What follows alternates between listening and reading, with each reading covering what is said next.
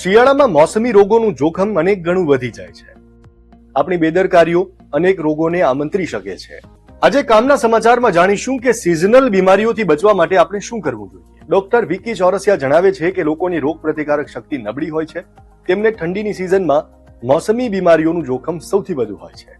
આ સિઝનમાં હવામાં બેક્ટેરિયા અને ફ્રી રેડિકલ્સ વધી જાય છે, જેના કારણે લોકો વધુ બીમાર પડે છે.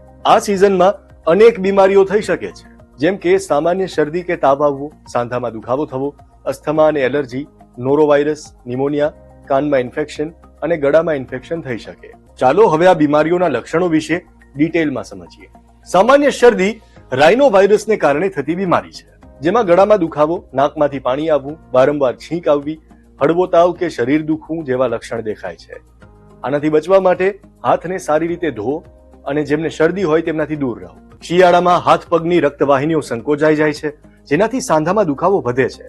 ઘણી વખત આના કારણે આર્થરાઇટિસની સમસ્યા પણ થાય છે. આમાં ચાલતા સમયે ઘૂંટણમાં દુખાવો થાય છે, ઘૂંટણ પર સોજો આવે છે અને થાક વધુ લાગે છે. આનાથી બચવા માટે એક્સરસાઇઝ કરો. શિયાળામાં નોરોવાયરસના ફેલાવાના કારણે ગેસ્ટ્રોએન્ટેરાઇટિસની સમસ્યા થાય છે, જેમાં ઝાડા ઉલટી, પેટમાં દુખાવો અને તાવ જેવા લક્ષણ જોવા મળે છે. આનાથી બચવાનો સૌથી શ્રેષ્ઠ ઉપાય એ છે કે તમારી ઇમ્યુન સિસ્ટમને મજબૂત બનાવો અને તમારી આસપાસ સ્વચ્છતા જાળવો. શિયાળામાં ન્યુમોનિયાનું જોખમ વધી જાય છે. આ બેક્ટેરિયા, વાયરસ કે ફૂગના કારણે ફેફસામાં થતો ચેપ છે, જે આખો વિડિયો જોવા માટે ડાઉનલોડ કરો દિવ્ય ભાસ્કર એપ.